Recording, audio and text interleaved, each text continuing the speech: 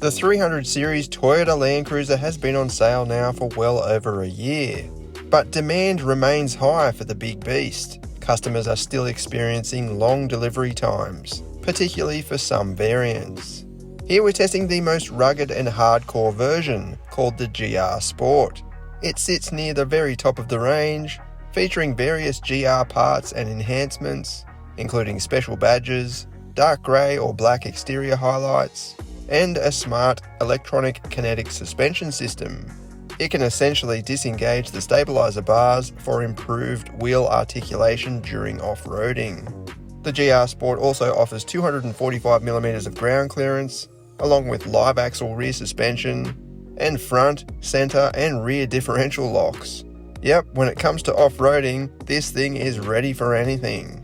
There's also a bash plate underneath, with protection for the important bits. Going for the GR Sport also gets you these unique 18-inch alloy wheels.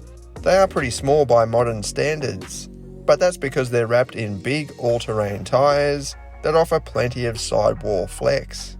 Off-road, this thing is an absolute machine. It charges and barges its way through all sorts of sticky conditions, without fuss at all. And with those big tyres, and the clever kinetic suspension system, it conquers tough terrain while carrying its passengers in complete comfort. There's plenty of suspension travel to soak up big bumps and ruts, and the wheelbase and track dimensions are large, so it doesn't bob around. The new twin-turbo V6 diesel offers plenty of grunt, with 700 Nm available from just 1600 RPM, so you can take on really technical situations nice and slowly, but with gentle throttle providing plenty of grunt. On the road though, the GR Sport doesn't handle quite as well as the other variants. It feels a tiny bit sloppier in my opinion, especially when driving around bumpy corners.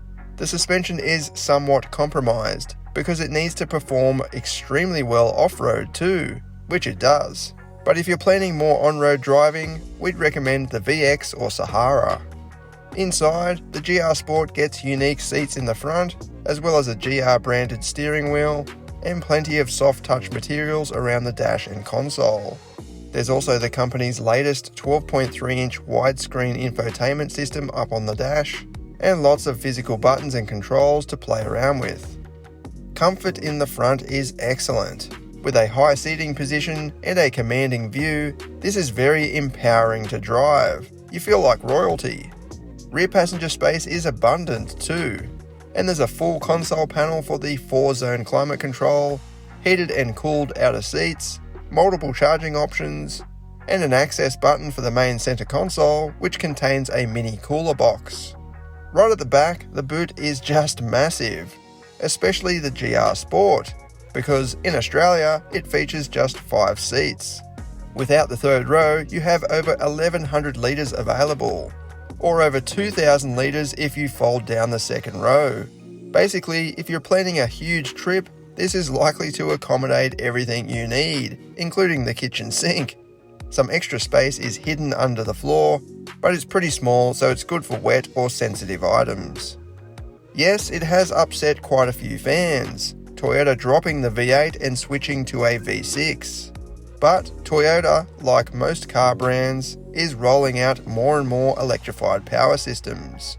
So it should be considered a good thing that it's simply downsized to slow down that transition process. The new engine offers more power and torque anyway, and according to our V-Box, it is quicker than the 200 series V8 diesel. This is what it goes like.